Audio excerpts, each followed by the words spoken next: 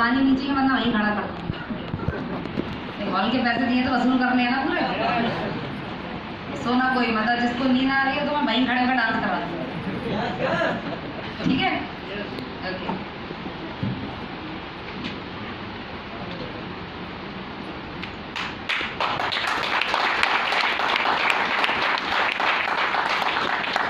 ज्यादा कुछ नहीं सीखना है, बस वही सीखना है कि जिस काम को हम कर रहे हैं और जिस विजन को लेकर हम एमआई में आए हैं, क्या सभी लोग उस विजन पे काम कर रहे हैं?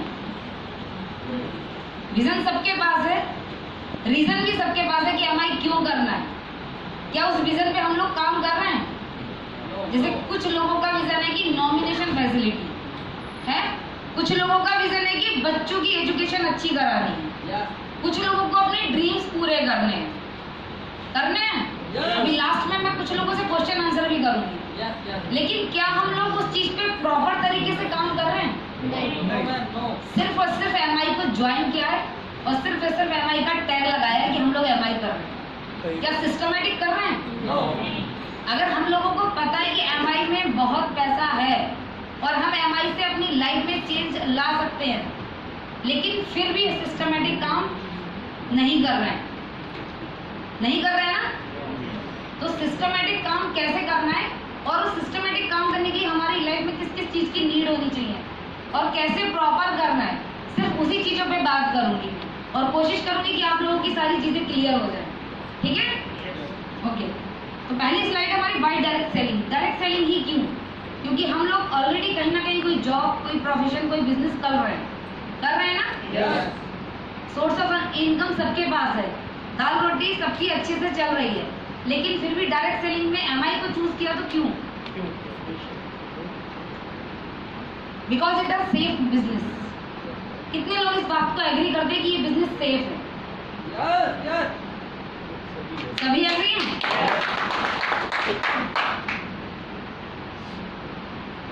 सेफ है, उसके ये पॉइंट्स हैं कि हम अगर एमआई कर रहे हैं और डायरेक्ट सेलिंग में सिर्फ एमआई को हमने चूज किया है, तो उसके लिए क्या क्या क्या रीजन है हमारे पास? एक्स्ट्रा इनकम चाहिए कुछ लोगों को, चाहिए कुछ लोगों को नेम और फेम चाहिए, तो वो आपको यहाँ से मिलेगा।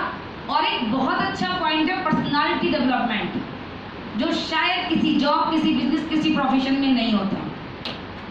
और एमआई में आप कहीं से भी आए हो, आपकी एजुकेशन क्या है, आपकी एज क्या है, आप किस एरिया से बिलोंग करते हो, मैटर नहीं करता। अगर आप सिस्टमेटिक काम करते हो तो आप इस पॉइंट को 100% अचीव कर सकते हैं, क्योंकि ये सिस्टम आपकी पर्सनालिटी को डेवलप कर देता है। ये सिस्टम आपको जमीन से उठाकर ऊपर ले जाता है। मानते हैं सभी लोग? जिन लोगों को बात करने में डर लगता है, वो लोग यहाँ पर आकर 2 घंटे की, 3 घंटे की ट्रेनिंग देना स्टार्ट कर देते हैं। तो ये पावर है एमआई लाइफस्टाइल की, ये यहाँ पे पर्सनालिटी डेवलप कर देता है। आपको लोगों से बात करने की हेजिटेशन खत्म हो जाती है, क्योंकि बिजनेस लोगों का है और हम फील्ड में जाकर इसी चीज पर ही काम करते हैं। क्योंकि जब हम सामने वाले से मिलते हैं, उसके सामने अपना प्लान, प्रेजेंटेशन या अपने प्रोडक्ट के बारे में रखते हैं, तो वो बंदा कोई भी हो सकता है, हमारे से ऊपर का भी हो सकता है और हमारे से नीचे का भी हो सकता है। तो अगर हमारी पर्सनालिटी यहाँ डेवलप होती है तो हमारे अंदर एक कॉन्फिडेंस आ जाता है और हम किसी से भी कॉन्फिडेंटली बात कर लेते हैं। एग्री हैं सभी लोग? To help other. कुछ लोग इस बिजनेस में आते हैं दूसरों की मदद के लिए, क्योंकि आज अगर देखा जाए और कोविड के बाद हम लोग चाहते तो हैं किसी की मदद करना, लेकिन क्या कर पाते हैं? हम अपनी जरूरतें भी पूरी नहीं कर पा रहे, तो मदद क्या करेंगे? और मदद अगर हमने किसी की कर भी दी तो 1 बार या 2 बार कर सकते हैं, पूरी जिंदगी मदद नहीं कर सकते, पॉसिबल नहीं है। लेकिन एक बिजनेस ऐसा है कि जिस बिजनेस के माध्यम से हम बहुत सारे लोगों की मदद कर सकते हैं, किसी को अच्छी हेल्थ दे सकते हैं और बहुत सारे लोगों को अच्छी वेल्थ भी दे सकते हैं। जो लोग नीडी और क्रेजी होते हैं, अपनी लाइफ में पैसा तो है लेकिन फिर भी कुछ और करना चाहते हैं, उन लोगों के लिए भी ये बिजनेस हम दे सकते हैं। कुछ लोग हेल्प की नेचर से भी आते हैं कि मुझे कुछ नहीं चाहिए, मेरे पास सब कुछ है, लेकिन एमआई से अगर मैं कुछ कमाऊंगा तो मैं उससे लोगों की मदद करूंगा। तो हेल्पिंग नेचर से भी हम इस बिजनेस को कर सकते हैं। चैरिटी के भी पर्पज से हम लोग कर सकते हैं। कुछ लोगों का, जैसे हमारी मंजू मैडम, एक बार जोरदार तालियां होनी चाहिए मैडम के लिए।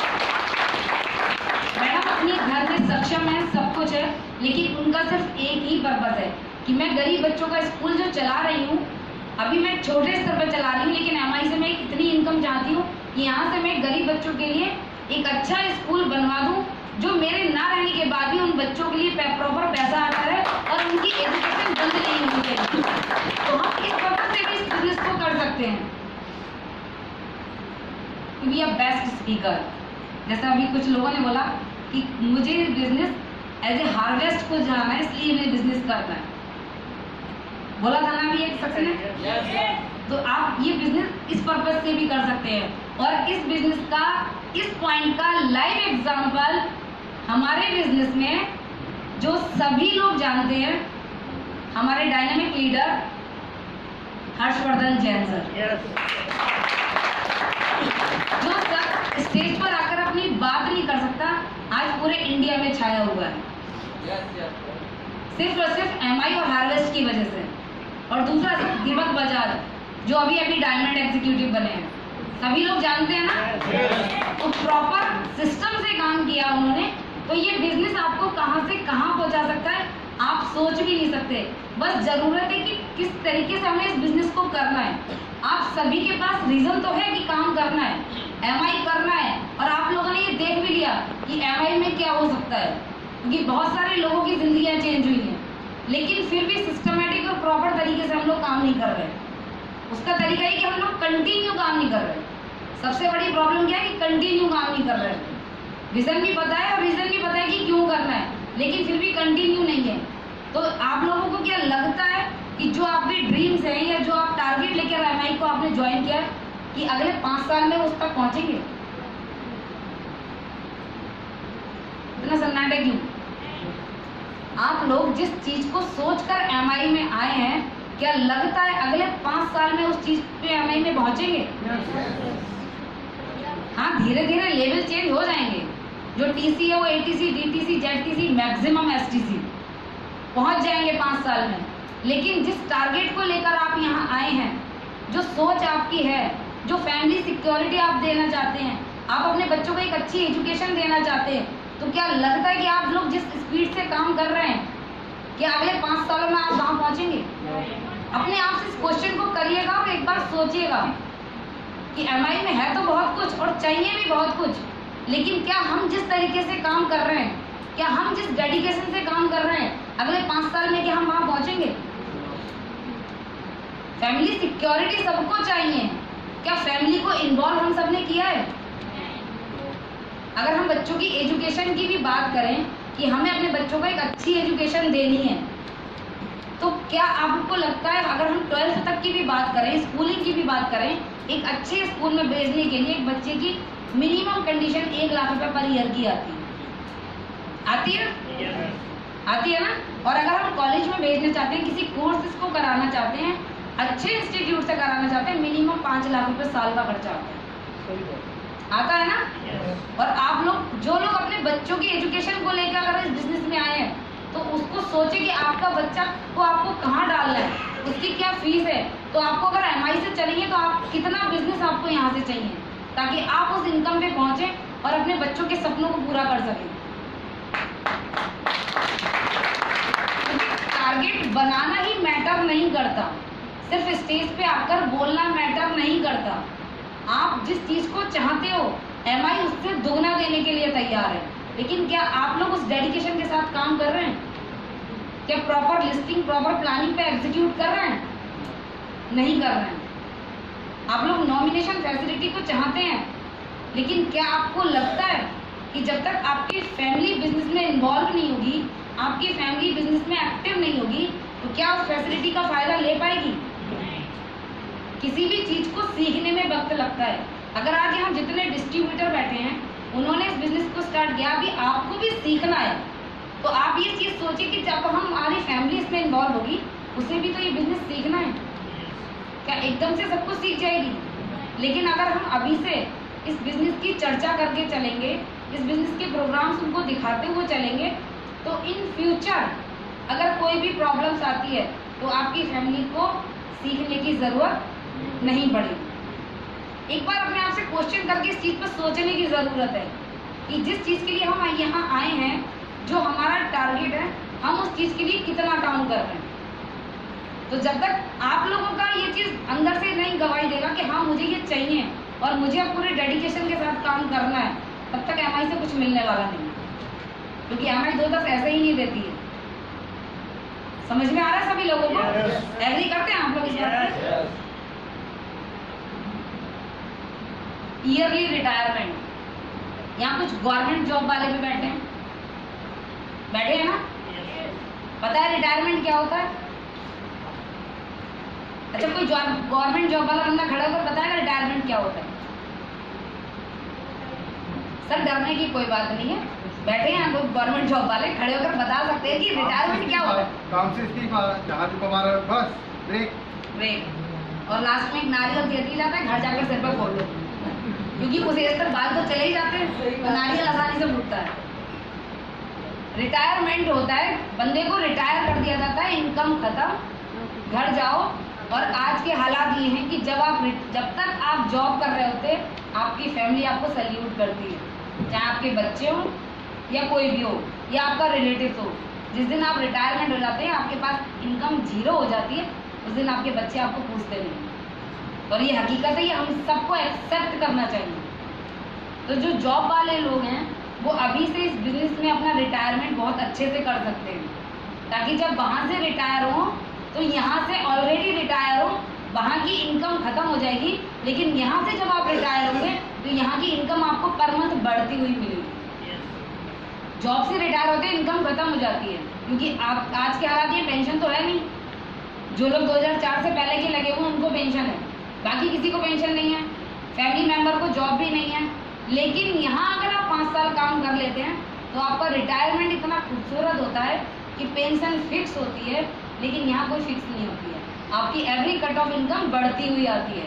और इसका लाइव एग्जांपल हमारे डायमंड एग्जीक्यूटिव चौधरी सर है, जो पिछले 6 महीने से अपने गांव गए हुए हैं, जिनको बिजनेस का नहीं पता कहाँ क्या टीम काम कर रही है, और पैसा आ रहा है आराम से 25 से 30 लाख रुपए महीना। उनको सिर्फ ये देखना है कि कहाँ खर्च करना है, कहाँ नया प्लॉट लेना है, कहाँ मुझे नई बिल्डिंग बनवानी है, सिर्फ और सिर्फ अपनी लाइफ को एंजॉय कर रहे हैं। इसे कहते हैं रिटायरमेंट शुद्ध भाषा में, क्योंकि अभी हम लोग वहाँ होकर आए हैं और हमने उन लोगों की उनकी प्रॉपर्टी को देखा है, अभी तक सुना था। जिस फ्लैट में सर रहते हैं उसकी कीमत भी कई करोड़ की है, लेकिन उनके एक फ्लैट की रेंट की कीमत 75,000 रुपये पर मंथ है। 75,000 रुपये पर मंथ एक फ्लैट का किराया आता है। समझ में आ रहा है? फाइनेंशियली फ्रीडम इसे कहते हैं। सर का एक बियर बार है जो रेंट पे है, 8 से 9 लाख रुपए पर मंथ रेंट आता है वहाँ। अगर आज उनकी इन केस जो लोग कहते हैं ना कि कंपनी भाग जाएगी तो क्या होगा, अगर कुछ भी नहीं होगा ना तो रेंट की इतनी इनकम है उनकी कि उनके आने वाली कई पीढ़ियों को भी पैसे के लिए काम करने की जरूरत नहीं है। इसे कहते हैं फाइनेंशियल फ्रीडम और इसे कहते हैं रिटायरमेंट। रिटायरमेंट वो नहीं होता जो नारियल लेके घर जाकर फोड़ना होता है, और नारियल एक बार फूटता है लेकिन बच्चे पूरी जिंदगी से फोड़ते हैं फिर, क्योंकि आपके पास इनकम नहीं होती, कोई पूछता नहीं है। तो बुढ़ापा अपना खराब ना करना हो तो अभी से एक्टिव हो जाइए और प्रॉपरली सिंसियरली काम को करना शुरू करिए। कुछ लोग फॉरेन ट्रिप्स तो बहुत दूर की बात हो गई, कुछ लोग अपने नियर अबाउट नैनीताल भी घूमने नहीं जाते, और वो लोग नहीं जाते हैं जो कहते हैं कि मुझे अपनी लाइफ में टाइम नहीं है, मेरे पास पैसे नहीं है। मैक्सिमम लोगों का ये क्वेश्चन होता है नहीं कि टाइम भी नहीं है और पैसे भी नहीं है। तो क्या आप लोग उनसे ये क्वेश्चन कर सकते हो कि भाई अपनी जिंदगी में कर क्या रहे? अगर टाइम नहीं है तो पैसा होना चाहिए, और पैसा है तो टाइम भी होना चाहिए। अगर दोनों ही चीज नहीं है तो आप अपनी लाइफ में कर क्या रहे? आप इंडिया नहीं घूम सकते तो फॉरेन ट्रिप कैसे सोचेंगे? यहाँ तो कंपनी टूर देती है, लेकिन जो हम लोग रियल लाइफ में देखते हैं कि जिन लोगों के पास पैसा भी नहीं होता, टाइम भी नहीं होता, और एमआई भी ज्वाइन कर चुके हैं लेकिन सीरियस नहीं है। ये सारे पॉइंट उन लोगों के लिए हैं कि अगर आपने एमआई को स्टार्ट किया है और एमआई में कुछ करना चाहते हैं अपने लिए या अपनी फैमिली के लिए, तो सीरियसली और सिंसियरली काम करना होगा। सिर्फ स्टेज पे आकर बोलने से नहीं होगा कि मेरे को यहाँ से ये चीज़ चाहिए। वो मिलेगा कब? जब आप सिस्टम से प्रॉपर डेडिकेशन के साथ काम करेंगे, बिना एक्सक्यूजेस के। क्योंकि आपकी जॉब में कोई एक्सक्यूजेस नहीं आता, आपके प्रोफेशन में कोई एक्सक्यूजेस नहीं आता, आपके बिजनेस में कोई एक्सक्यूजेस नहीं आता, लेकिन एमआई में हर दूसरे दिन एक्सक्यूजेस सामने वाले के पास तैयार पड़े रहते हैं। यहाँ जितने लोग बैठे हैं मैं सबकी बात कर रही हूँ, होते हैं? एग्री हैं इस बात से? क्यों होते हैं? अगर आपके पास एक टारगेट है, एमआई करना है, तो एक्सक्यूजेस क्यों हैं? अगर एक्सक्यूजेस होंगे तो आपकी लाइफ में कुछ नहीं होगा। सैलरी भी गवर्नमेंट हो या प्राइवेट हो तभी देता है जब आप बिना एक्सक्यूजेस के वहाँ 30 दिन जाकर अपना वर्क करते हैं, अपना टाइम देते हैं। और एमआई यहाँ हफ्ते में 4 बार नहीं 5 बार पेमेंट देती है अगर आप सिस्टम से काम करते हैं। तो जब हम 30 दिन के लिए डेडिकेशन से काम कर सकते हैं, तो क्या हम हर हफ्ते अपना पे आउट बनाने के लिए डेडिकेशन से काम नहीं कर सकते? नहीं कर सकते? कर सकते हैं ना। और यहाँ बैठे जितने डिस्ट्रीब्यूटर है उन लोगों से मेरी दिली रिक्वेस्ट समझ लो, प्रार्थना समझ लो, अगर आप एमआई में आए तो कम से कम कंटिन्यू पे आउट बनाने की कोशिश हर डिस्ट्रीब्यूटर की करें, मिनिमम कंडीशन। और जो कंटिन्यू 12 हफ्ते पे आउट बना लेता है ना, और उसको आदत लग जाती, फिर उसको किसी अप्लाइन की जरूरत नहीं पड़ती। और जब तक पे आउट नहीं बनता तब तक दोस्त अप्लाइन पे आता है, दोस्त कंपनी पर आता है कि कंपनी से पैसा नहीं आ रहा, इस बिजनेस में कुछ नहीं होता, प्रोडक्ट में कुछ नहीं हो रहा। लेकिन एक बार अपने आप से क्वेश्चन देखिए कि हम क्या कर रहे हैं, हम कितना टाइम दे रहे हैं। यहाँ जितने भी लीडर बोलते हैं उनकी इनकम चेक करने के लिए उनका डेडिकेशन भी आप लोग एक बार चेक करिए कि किस पेशेंस के साथ वो काम करते हैं और किस पेशेंस के साथ काम कर करके वो यहाँ पहुँचे हैं, तब आज जाकर वो अपनी लाइफ को एंजॉय कर रहे हैं। तो आप लोगों को भी पूरे डेडिकेशन के साथ काम करना होगा। ये सारी चीज़ आपके लिए है, और इससे ज़्यादा अगर आप कुछ सोच सकते हैं तो वो भी एमआई में मिलेगा, बशर्ते आपको अपना काम डेडिकेशन से करना पड़ेगा। मनी फ्रीडम भी मिलेगा, फैमिली सिक्योरिटी भी मिलेगी, सारी चीज़ें मिलेंगी, लेकिन वो डेडिकेशन चाहिए होगा आपका। क्योंकि अगर हमें किसी से कुछ चाहिए तो एमआई भी हमसे कुछ डिजर्व करती है ना। आपका 100% कॉन्फिडेंस होना चाहिए, आपका 100% पेशेंस होना चाहिए, आपका काम करने का नज़रिया भी कंटिन्यू होना चाहिए, गैप नहीं होना चाहिए उसमें। अगर एक दिन का गैप होता है, आप समझ लो एमआई में 1 हफ्ते पीछे चले गए। एक दिन गैप होने का मतलब होता है 1 हफ्ते पीछे चले गए और 1 घंटा एक्स्ट्रा काम कर लिया तो आपकी इनकम में 1 जीरो बढ़ भी जाता है।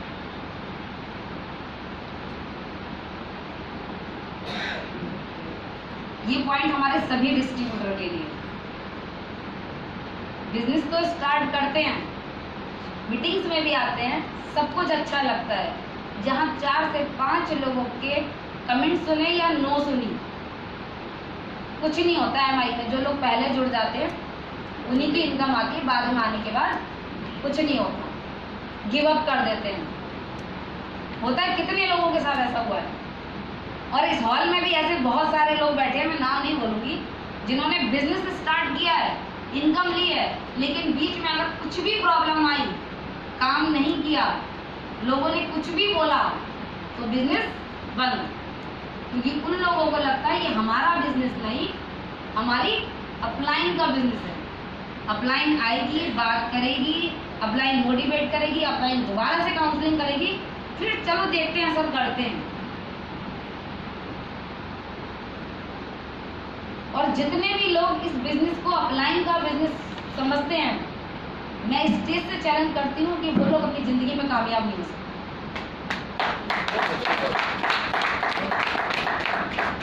हम लोगों ने ज्वाइन किया है। अच्छा, एमआई कितने लोगों को लगता है कि बिजनेस है? सबको लगता है बिजनेस है।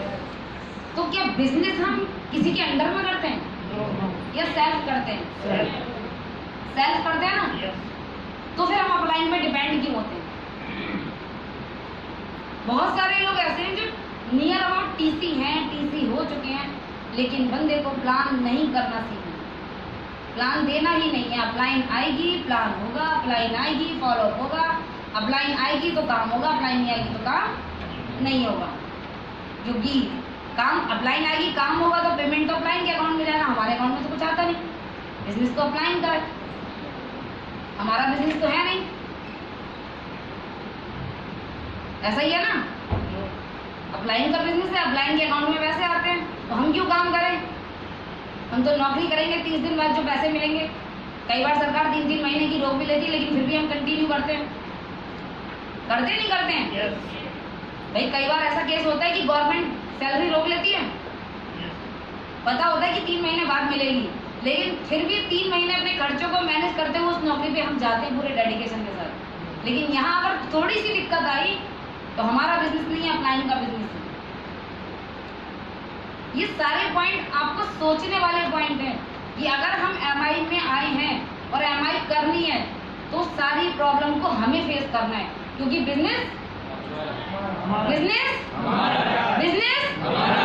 जोर से बोलो अगर हमारा है तो आज के बाद ये चीज नहीं सोचनी कि बिजनेस अपलाइन का है।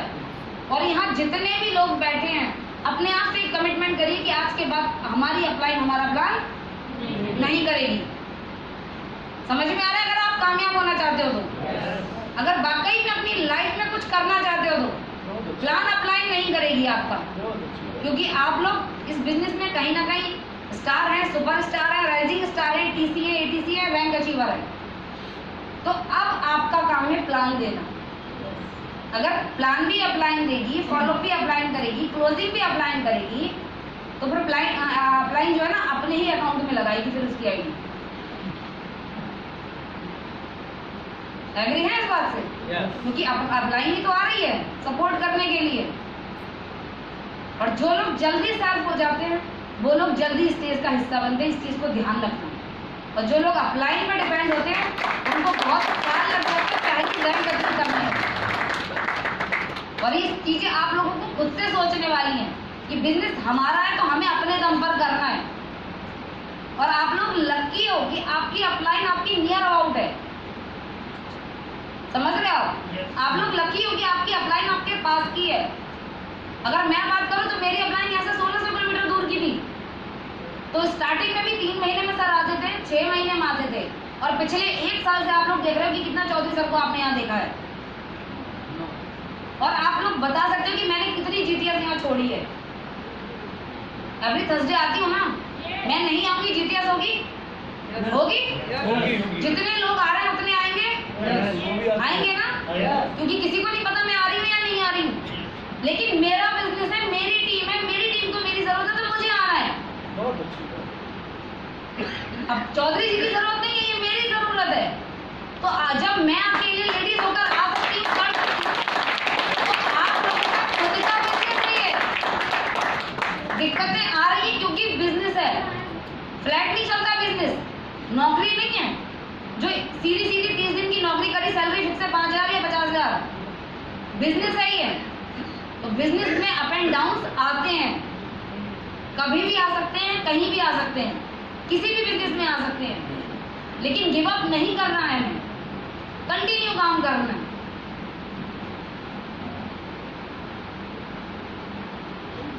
ये कुछ पॉइंट्स हैं जो इस बिजनेस की बेसिक नीड्स हैं। हम लोगों को अपना एटीट्यूड चेंज करना पड़ेगा।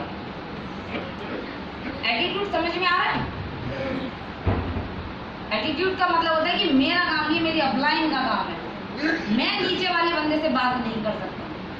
कुछ लोग ऐसे होते हैं जो हाई प्रोफाइल के होते हैं, उन लोगों के अंदर ईगो होता है कि मैं नीचे के स्तर के लोगों से बात नहीं कर सकता, मैं उन लोगों को प्लान नहीं दूंगा, या मैं मीटिंग में तो आऊंगा लेकिन मैं अपने लोगों को नहीं लाऊंगा। बहुत सारे इश्यूज होते हैं।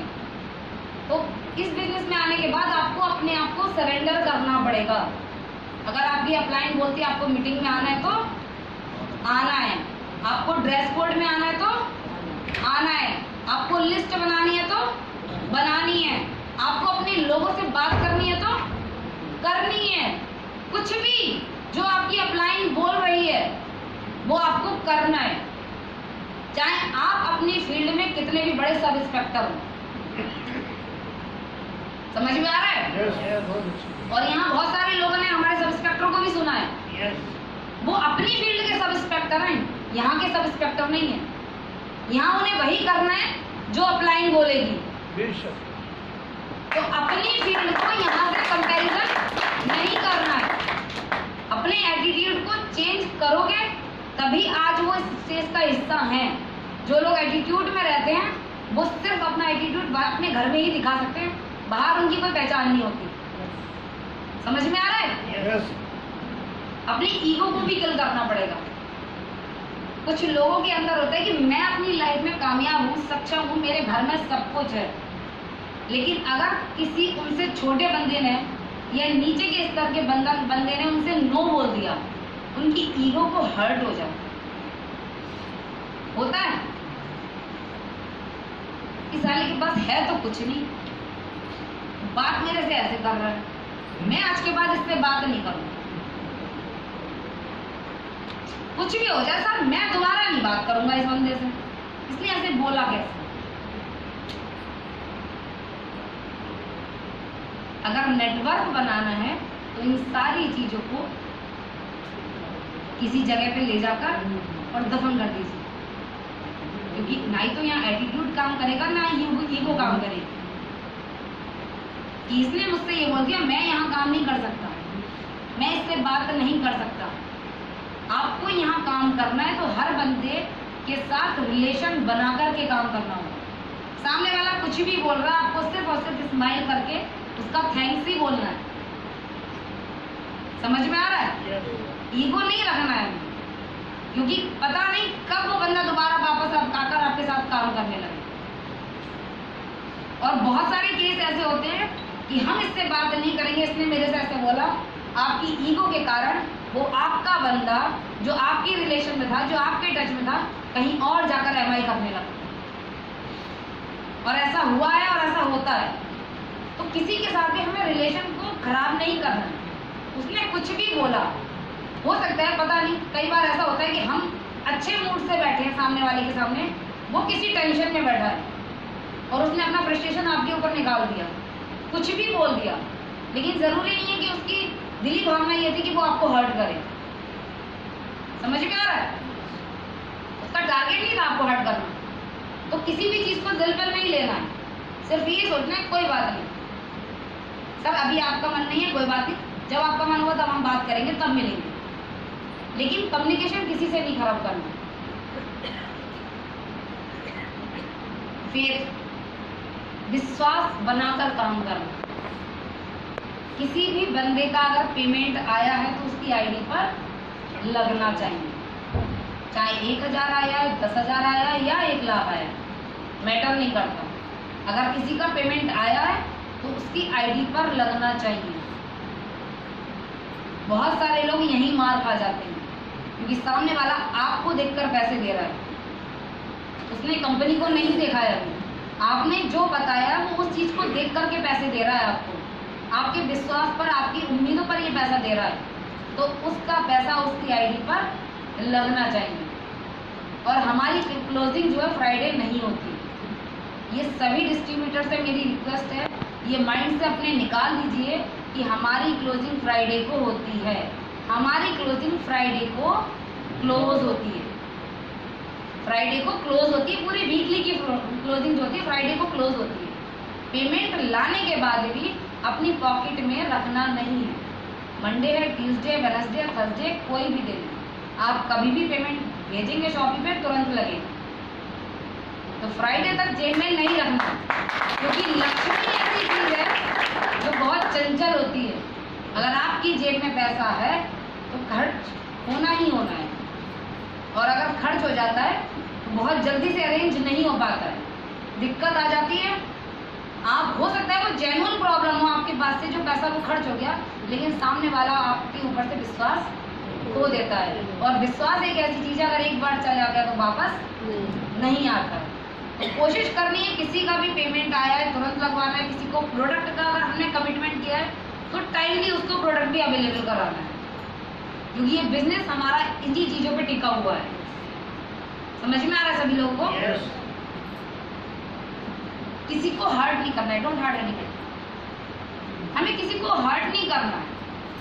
सामने वाला कुछ भी बोल रहा है या सामने वाले ने हमारे बिजनेस के लिए कुछ भी बोला, ठीक है सर, आपको नहीं करना है तो मत करिए, लेकिन हम आपके बारे में अगर कुछ नहीं बोल रहे हैं तो आपका भी राइट नहीं बनता आप हमारे बारे में कुछ बोले, या हमारे प्रोडक्ट को कुछ बोले, या हमारी कंपनी के बारे में कुछ बोले। अच्छे से बात करनी, किसी को हर्ट करके बात नहीं करनी। कुछ लोग होते हैं जो एटीट्यूड में आ जाते हैं और एकदम से बोल जाते हैं कुछ भी। मैं उन शब्दों का उच्चारण नहीं कर सकती, लेकिन किसी को हर्ट नहीं करना है हम लोग को। समझ में आ रही है सभी का? ड्रेसअप, ड्रेसअप का मतलब क्या होता है? कोई बताएगा ड्रेसअप का क्या मतलब होता है?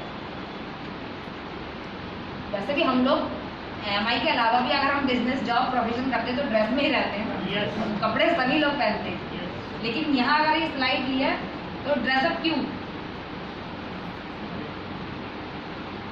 क्योंकि ये इस बिजनेस की नीड है। ड्रेसअप का मतलब होता है कि आप अगर सामने वाले के सामने प्रेजेंट करने जा रहे हैं अपना प्लान, तो आप प्रॉपर ड्रेस में होने चाहिए। ड्रेस का मतलब है आपके पास अच्छे कपड़े होने चाहिए, कपड़े नीट एंड क्लीन होने चाहिए और प्रेस करे हुए होने चाहिए। ड्रेसअप का मतलब कुछ लोगों के दिमाग में आ जाता है कि हम इस बिजनेस में आए तो हमें पहले दिन से कोट पैंट टाई लगाना है। वो नहीं करना है। करते हो तो बेटर है, लेकिन अगर नहीं कर पाते हो तो आपके कपड़े प्रॉपर सिस्टमेटिक प्रोफेशनल लुक में होने चाहिए। प्लेन शर्ट होनी चाहिए, प्लेन पैंट होनी चाहिए, क्योंकि आप उसके सामने एक बहुत बड़ी अपॉर्चुनिटी लेके जा रहे हो। आप सोच के देखो, जिस बिजनेस प्लान को आप सामने वाले के सामने प्रेजेंट कर रहे हो, उससे ये बोल रहे हो कि यहाँ से आप कार ले सकते हो, बड़ी बड़ी गाड़ियाँ ले सकते हो, 2,10,000 रुपये हफ्ते की इनकम ले सकते हो। हफ्ते की बात करते हैं ना, चाहे हम उस समय पे 10,000 कमा रहे हैं या सामने वाला 50,000 कमा रहे हैं, लेकिन हम उससे बात क्या करते हैं? 2,10,000 रुपये हफ्ता। तो जब हम ये लाइन बोलते हैं 2,10,000 रुपये हफ्ता, तो सामने वाला आपको ऊपर से नीचे तक देखता है कि पहले अपना हुलिया संभाल, बाद में हमें संभालो। कुछ लोग ऐसा बोल भी देते हैं, बोल देते हैं ना। तो ड्रेसअप का मतलब है आप प्रॉपर साफ कपड़े होने चाहिए, नीट एंड क्लीन होने चाहिए, प्रेस करे होने चाहिए, और आप सिस्टमेटिक से उससे बात करेंगे तो उसको लगेगा हाँ इस बंदे ने कुछ किया है। क्योंकि वो बंदा जिसके पास आप जा रहे हो कहीं ना कहीं आपको जानता है। हमारी लिस्ट में जितने भी नाम होते हैं वो हम लोगों को जानते हैं, हमारी जान पहचान के होते हैं। तो इस बिजनेस में आने से पहले भी वो आपको देखता था, और इस बिजनेस में आने के बाद भी अगर आपको चेंज दिखेगा तो उसको लगेगा कि हाँ वाकई में इसकी लाइफ में कुछ बदलाव आ रहा है। ड्रेसअप का मतलब ये होता है कि आपको एक प्रॉपर अपने आप को चेंज कर करके जाना है उसके सामने। अगर जैसे पहले दिखता था वैसे ही वो आपको अब देख रहा है, तो सीधे सीधे सामने वाला बोलता भाई पहले अपनी ज़िंदगी बदल ले, बाद में मेरी ज़िंदगी बदल ले। और ऐसा लोग बोल देते हैं। तो अगर हम अपने आप को चेंज करके उसके सामने प्रेजेंट करेंगे तो एक बार के लिए वो बंदा सोचेगा तो ज़रूर कि इस बंदे ने कुछ ना कुछ तो किया है, क्योंकि कल भी मैं इसे देखता था और आज मैं इसे देख रहा हूँ। तो अगर इसकी लाइफ में बदलाव आ सकता है तो मेरी लाइफ में भी बदलाव आ सकता है। तब आप उससे प्रॉपर बात कर सकते हो। समझ में आ रहा है ना? तो क्या सभी लोग इस चीज़ को फॉलो करेंगे? Right your dreams. यहाँ ड्रीम्स आपसे बोला जाता है कि लिखने हैं अपने ड्रीम्स। बोला जाता है? कितने लोगों से बोला कि ड्रीम्स लिखने? अभी ड्रीम्स पे बताऊंगी कि ड्रीम्स कैसे होते हैं, क्या लिखना। Counselling with your growing upline. हमेशा अपनी टीम की, अपनी एक्टिव अपलाइन के साथ हफ्ते में एक दिन काउंसलिंग कराना ज़रूरी हो। और वो दिन कौन सा होना चाहिए? सैटरडे। फ्राइडे हमारी क्लोजिंग होती है। एवरी सैटरडे आपकी अपलाइन के साथ अपनी टीम को लेकर काउंसलिंग होनी चाहिए कि हमें नेक्स्ट वीक की प्लानिंग कैसे करनी है। अगर इस वीक का पे आउट हमारा 1,000 का बना है तो अगले वीक 2,000 कैसे जाना है, 2,000 का बना है तो 4,000 कैसे जाना है। क्योंकि लोग यही मार खाते हैं, अपलाइन से कांटेक्ट नहीं। अगर अपलाइन फ़ोन करेगी तो करेगी, हम फ़ोन नहीं करेंगे, क्योंकि बिजनेस अपलाइन का है। ऐसे अपलाइन कमा रही है तो हम क्यों फ़ोन करेंगे? ऐसा होता है? ऐसा होता है। अपलाइन फ़ोन करेगी तो बात करेंगे, नहीं तो हम अपने बिजनेस में, अपने जॉब में, अपने प्रोफेशन में भगा ना। हमें तो जो महीने का 50,000, 1 लाख या 30,000 या 40,000 जो भी हम कमा रहे हैं, ज़िंदगी कट रही है। बस मीटिंग में जाना है, स्टेज पे जाकर अपने सपनों की बात कर देना है, या नॉमिनेशन फैसिलिटी बोल देना है, या कुछ भी एक ड्रीम्स बोल देना और चले जाना। तो यहाँ आके बोलने से कुछ नहीं होगा जब तक आप सिस्टमेटिक काम नहीं करेंगे, जब तक आप अपनी अपलाइन के साथ कम्युनिकेशन में नहीं रहेंगे। क्योंकि अच्छा, कितने लोगों को लगता है कि हम अपलाइन से बात करते हैं तो मोटिवेशन, एक एनर्जी मिलती है। इस बात से कितने लोग एनर्जी बात से एग्री करते हैं कि अगर हम अपनी अपलाइन से कभी भी बात करेंगे तो एक पॉजिटिव एनर्जी हमारे अंदर आती है। हम किसी रिलेशन में बात नहीं कर रहे तो तेरे मेरे घर की बात, वहाँ बात नहीं करोगे तो चलेगा, लेकिन यहाँ आपको डेली रूटीन में अपनी अपलाइन से बात करनी है। अगर करोगे तो अपनी लाइफ में आप देखोगे कि कितनी जल्दी चेंज आ रहे हैं। जो लोग ऐसा नहीं कर रहे हैं उन्हीं की लाइफ धीरे धीरे धीरे धीरे चल रही है। जो लोग कंटिन्यू कम्युनिकेशन में रहते हैं वो लोग बहुत जल्दी रैंक अचीवर बन करके स्टेज पे आते हैं।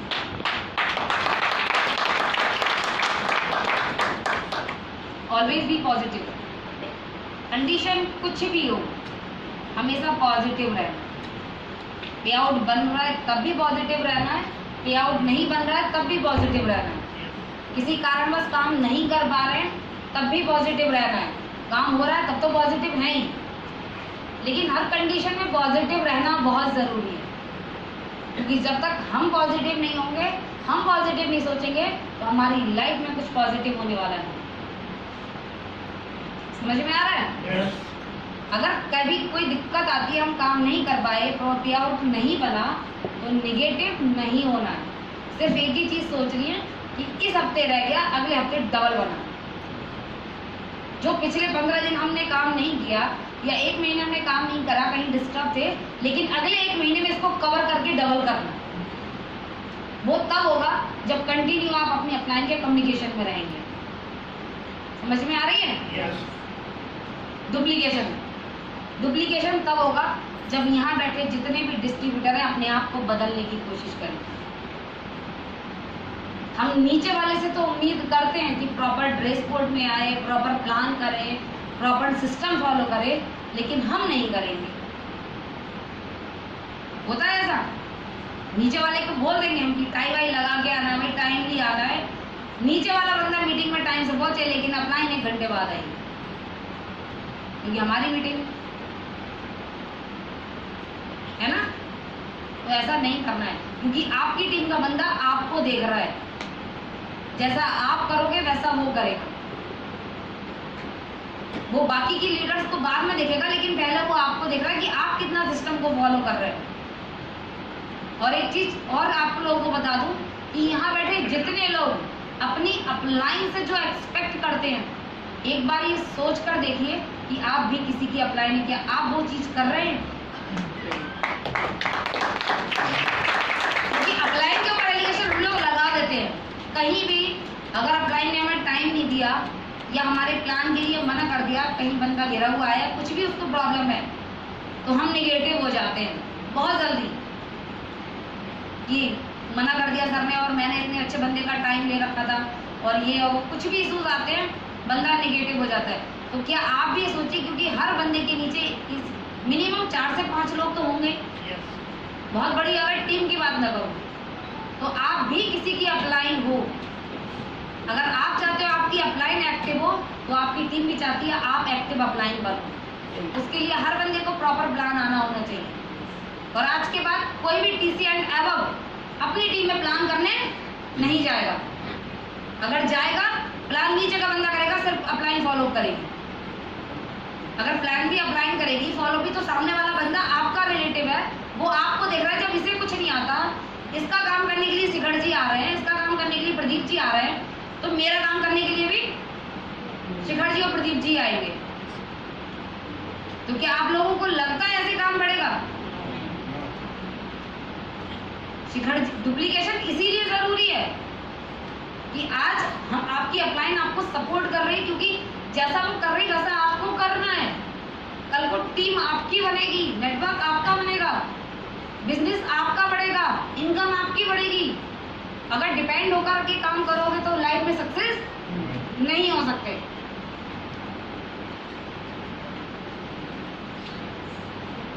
बदलाव जरूरी है।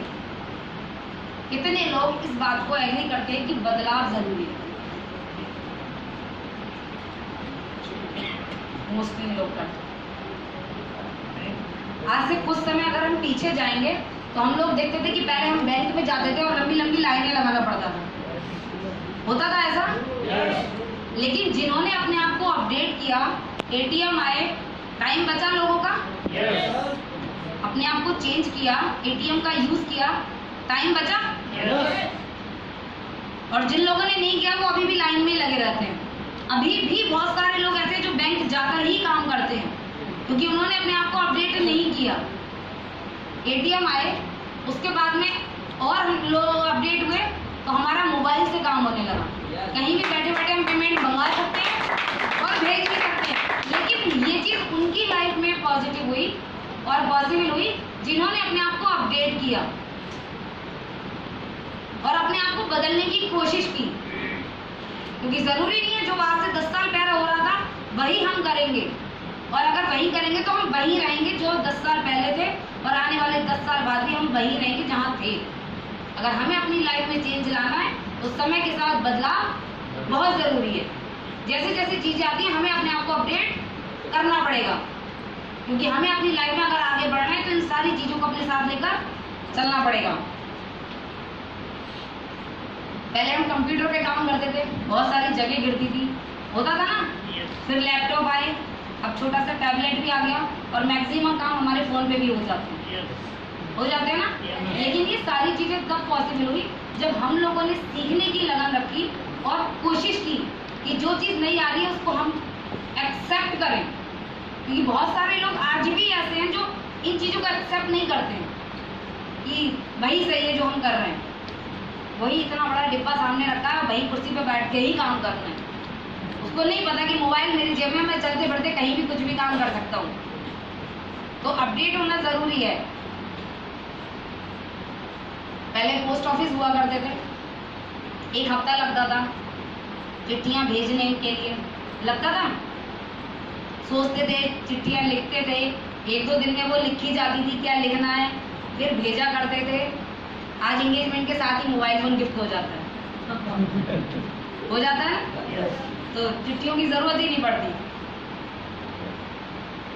पहले टेलीफोन हुआ करते थे कि हम एक जगह बैठ के ही बात करते हैं, होता था ना कि घर में एक टेलीफोन है, वहीं बैठकर ही बात होती है। आज मोबाइल है, कहीं भी जाकर किसी भी, इंडिया में नहीं, हम आउट ऑफ भी कहीं भी बात कर सकते हैं।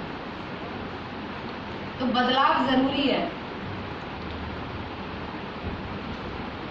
पहले मार्केट्स हुआ करते थे, आज मॉल्स हो गया, और अब ज़माना ऑनलाइन का आ गया। आप घर बैठकर भी अपनी दाल रोटी सब्जी भी मंगा सकते हैं, कुछ भी, कहीं भी, कभी भी। लेकिन इन सारी चीज़ों के लिए हमें अपडेट होना पड़ेगा, और हमें ही नहीं, बड़ी बड़ी कोऑपरेटिव कंपनियों को भी इस चीज़ की ज़रूरत पड़ी। जहां हम ये चीज़ सोचते कि हमें बदलाव की ज़रूरत नहीं है, वहाँ रिलायंस को भी अपने आप को बदलने की ज़रूरत पड़ी। क्योंकि आज से कुछ साल पहले अगर हम जाएं तो रिलायंस के सिर्फ पेट्रोल पंप हुआ करते थे। एग्री है सभी लोग इस बात से? लेकिन फिर रिलायंस ने अपने आप को बदला। रिलायंस आज कपड़ा भी बेच रहा है, रिलायंस आज सब्जी भी बेच रहा है, रिलायंस आज जूते भी बेच रहा है, मोबाइल भी बेच रहा है, सिम भी बेच रहा है, सब कुछ बेच रहा है, क्योंकि उसे एक नेटवर्क बनाना है।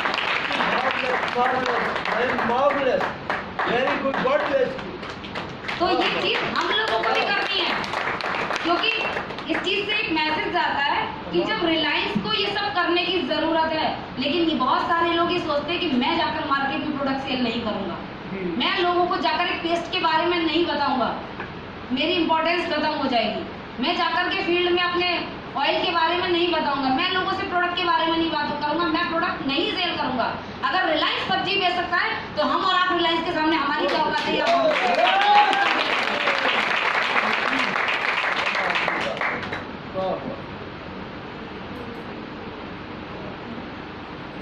तो क्या हम सभी लोग अपने आप को बदलने के लिए तैयार हैं?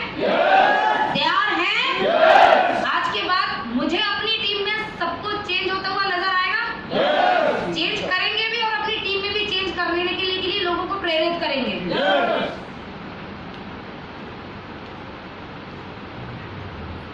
ये हमारे हार्वेसिस के ऑफिस है, दिल्ली और ये मुंबई का ऑफिस है।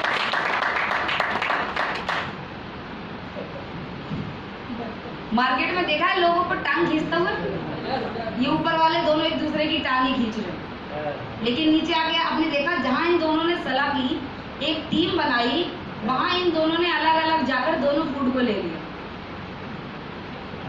लेकिन ऊपर जाकर टांग खींच रहे थे, ना वो खा पा रहा था ना वो खा पा रहा था, ना अपने सपने पूरे हो रहे थे ना सामने वाले के हो रहे थे, लेकिन जहां आकर नीचे ने दोनों ने सलाह करी, वहां दोनों ने दोनों के सपने पूरे कर दिए। समझ में आ रहा है? टांग किसी की नहीं खींचनी है। The more you learn, the more you earn. जितना ज्यादा सीखेंगे उतना ज्यादा अपनी आप लाइफ में इनकम हम लेंगे। तो हमेशा सीखने के लिए तैयार रहना चाहिए।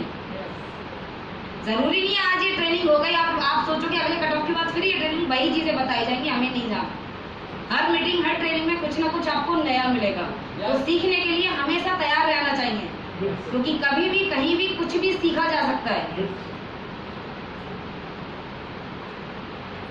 अब कुछ हम ड्रीम्स पे बात करते हैं। ड्रीम्स दो तरीके के होते हैं, शॉर्ट टर्म ड्रीम और long term dream. Short term dream होते हैं 3 से 6 महीने में हमें क्या चाहिए, और लॉन्ग टर्म ड्रीम होते हैं 4 से 5 साल में, अगले 5 साल में मुझे अपनी लाइफ में क्या चाहिए। और यहाँ बहुत सारे लोगों ने ड्रीम्स पे बात की, तो क्या मैं आप लोगों से कुछ क्वेश्चन कर सकती हूँ? आप लोगों की क्या ड्रीम है जिसमें आपको 3 चीजें नहीं बोलनी? ना बड़ी गाड़ी के बारे में बात करनी है, ना बड़े बैंक बैलेंस के बारे में बात करनी है, और ना बड़े घर के बारे में। इन 3 चीजों को छोड़ करके आप लोग क्या बता सकते हैं आपका क्या ड्रीम है हमारी से? क्योंकि ये 3 चीजें ऐसी हैं, मैक्सिमम लोग बोलते हैं मुझे बड़ी गाड़ी चाहिए, मुझे बड़ा घर चाहिए। वो पॉसिबल नहीं है जब तक आप यहाँ से छोटे छोटे टारगेट अचीव नहीं करेंगे। चाहे उसे टारगेट बोलिए या ड्रीम बोलिए, इन 3 चीजों को छोड़कर कोई बता सकता है कि एमआई से अगले 6 महीने में उसे क्या चाहिए, और किसने अपनी डायरी में ये चीज लिखी है? छोटे छोटे ड्रीम। हाँ सर, खड़े होइए। कम से कम मैं ये चाहता हूँ कि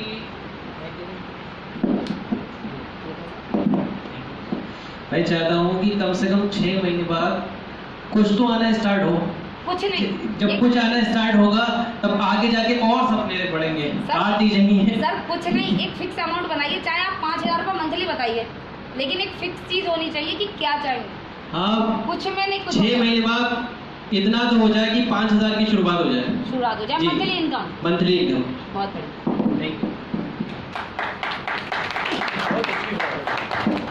सर। कुछ भी नहीं होता है जब तक फिक्स अमाउंट या फिक्स कोई चीज हम टारगेट नहीं करेंगे, हमें ये चाहिए, तब तक हमारी लाइफ में कुछ ही कुछ चलता रहता है। सब कुछ नहीं होता। फिर सब कुछ करने के लिए वो सब कुछ बिल्कुल प्रॉपर तरीके से होना चाहिए। अगर आपको यहाँ से एक 3,000 की चीज भी लेनी है तो वो पता होनी चाहिए कि 3,000 का मुझे कोई सूट खरीदना है, इस ब्रांड का चाहिए, इस कलर का चाहिए, इस डेट में चाहिए।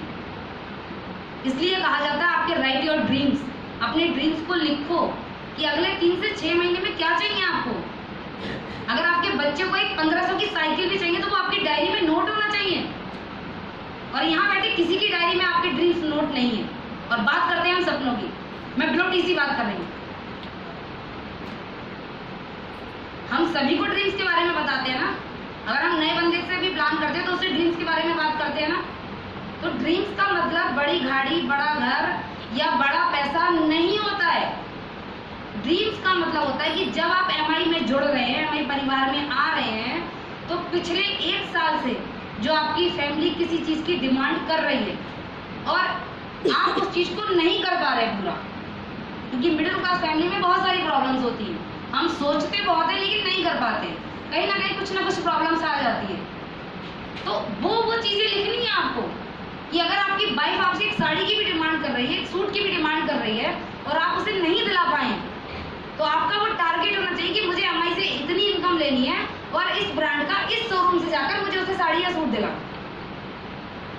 और जिस दिन आपने इस तरीके के टारगेट अपनी डायरी में नोट कर लिए डेट के साथ और अपनी फैमिली को बता दिया कि मैं अगले 3 महीने में तेरे को वहां लेके जाऊंगा और तेरी पसंद की वहां साड़ी दिलाऊंगा, आप देखिए आपकी फैमिली सपोर्ट भी करेगी और आपका टारगेट पूरा भी होगा। और उससे ज़्यादा खुशी कुछ नहीं होती जब हम अपनी फैमिली के लिए कुछ एक्स्ट्रा करते हैं।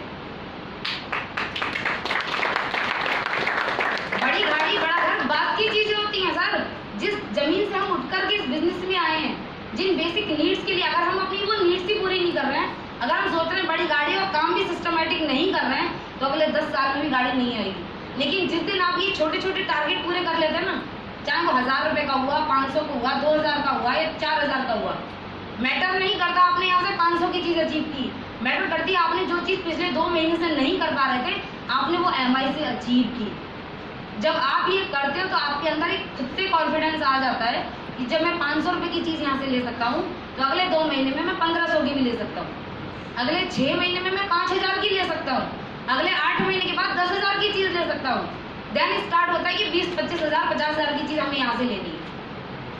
तो समझ में आ रहा है, ड्रीम्स वो लिखने हमें जो हमारी फैमिली की रिक्वायरमेंट है, जो हमारी फैमिली की नीड है, और हम उसे वो पूरा नहीं कर पा रहे हैं अपने बिजनेस या अपने जॉब या अपने प्रोफेशन से, किसी भी कारणवश, वो लिखना अपनी डायरी में सबसे पहले। तो क्या हम सभी लोग उस चीज को लिखेंगे? डेट के साथ होना चाहिए। जब डेट के साथ हम किसी भी चीज को लिखते हैं, तो सबसे पहली चीज जब हम लिखते हैं तो 100% वो चीज पूरी होती है। आप इस चीज को नोट कर करके देखना अपनी लाइफ में, जब आप लिखोगे वो चीज 100% पूरी होगी। और दूसरी चीज ये कि जब जब आप अपनी डायरी खोलोगे, आपको रिमाइंड होगा कि मैंने अपने आप से या अपनी फैमिली से कुछ कमिटमेंट किया है। तो उसके लिए आपको काम करने के लिए भी एक्स्ट्रा प्रेरणा मिलेगी कि मुझे काम करना है, मुझे एक्स्ट्रा प्लान करने हैं, मुझे एक्स्ट्रा टाइम देना है माइंड में, ताकि इतनी इनकम आए कि मैं ये चीज़ यहाँ से अचीव कर पाऊँ और जाकर के फिर स्टेज पे बोलूँ कि मैंने ये लिखा था और मैंने ये अचीव किया। तब अच्छा लगता है कि हाँ, हमने MI में आकर के कुछ किया। सिर्फ बोलने से कुछ नहीं होगा, जब तक लिखेंगे नहीं तब तक सिस्टम से कुछ भी नहीं होने वाला। तो क्या हम सभी लोग अपने ड्रीम्स लिखेंगे? तैयार हैं?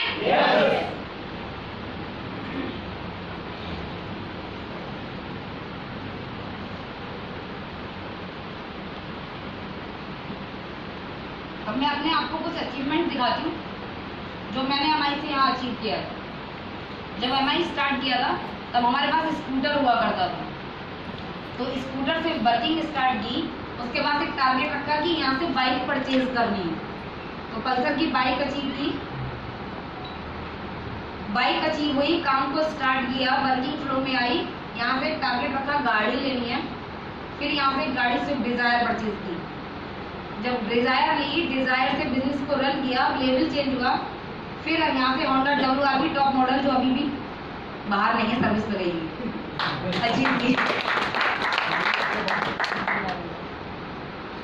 देन मेरा टारगेट ये, और ये 100% होगा। 2025 का टारगेट मेरा ये,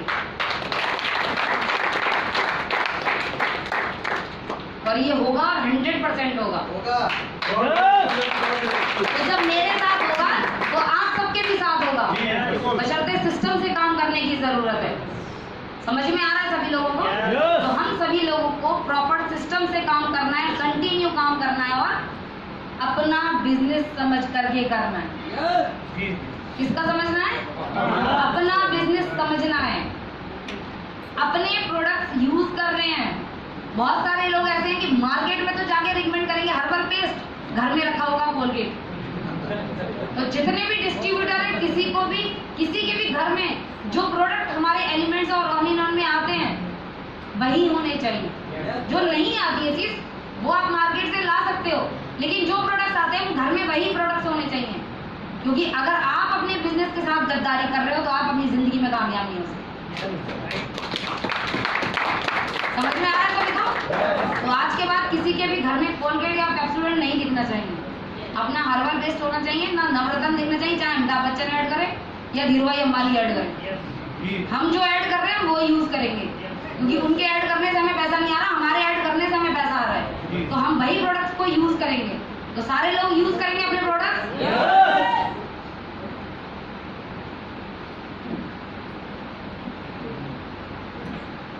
ये लाइन, जुनून आपसे वो करवाता है जो आप नहीं कर सकते, लेकिन हौसला आपसे वो करवाता है जो आप करना चाहते हैं। अनुभव आपसे वो करवाता है जो आपको करना चाहिए। एग्री हैं सभी लोग इस बात से? जो नहीं हो सकता वही करना है।